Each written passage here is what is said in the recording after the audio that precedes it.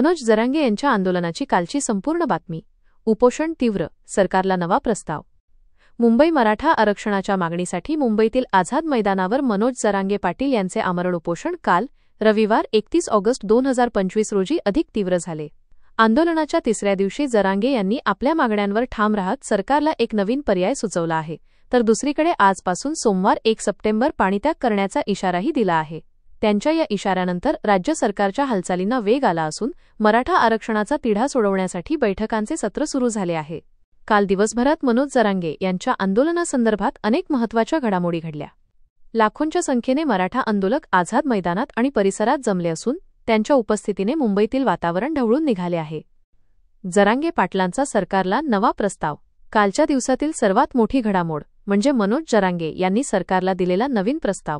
सरसकट कुणबी प्रमाणपत्र देण्यास सुप्रीम कोर्टाच्या निर्णयाचा अडथळा येत असेल तर मराठ्यांना कुणबीची उपजात म्हणून घोषित करा, असा नवा तोडगा त्यांनी सरकारसमोर ठेवला आहे. ज्यांना कुणबी प्रमाणपत्र हवे आहे ते घेतील, ज्यांना नको ते घेणार नाहीत. यामुळे सरसकट शब्दाला बगल देता येईल, असेही ते म्हणाले.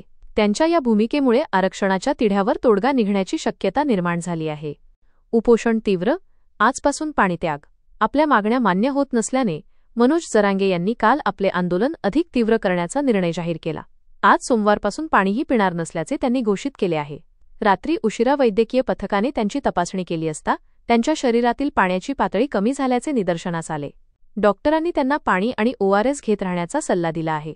मात्र जरांगे आपल्या निर्णयावर ठाम आहेत. सरकारच्या पातळीवर वेगवान हालचाली. जरांगे यांच्या इशाऱ्यानंतर राज्य सरकारवरचा दबाव वाढला आहे. काल रात्री उशिरा मुख्यमंत्री आणि उपमुख्यमंत्री यांच्यात आरक्षणाच्या मुद्द्यावर चर्चा झाली. तसेच आज मराठा आरक्षण उपसमितीची बैठक बोलावण्यात आली आहे. सरकार यावर लवकरात लवकर तोडगा काढण्यासाठी प्रयत्नशील असल्याचे दिसून येत आहे. मुंबईत आंदोलकांचा ठिय्या. राज्यभरातून लाखो मराठा आंदोलक मुंबईत दाखल झाले आहेत.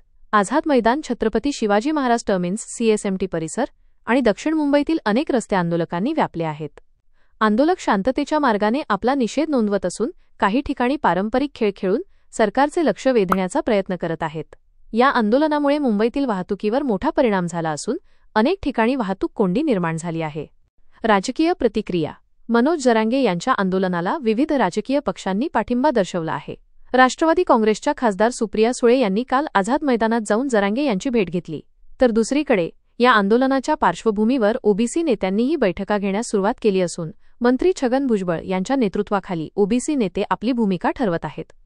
एकंदरीत कालचा दिवस मनोज जरांगे यांच्या आंदोलनाच्या दृष्टीने अत्यंत महत्त्वाचा ठरला. त्यांनी सरकारला दिलेला नवीन प्रस्ताव आणि उपोषण तीव्र करण्याचा निर्णय, या दोन प्रमुख घडामोडींमुळे आता सरकार काय भूमिका घेणार याकडे संपूर्ण राज्याचे लक्ष लागले आहे.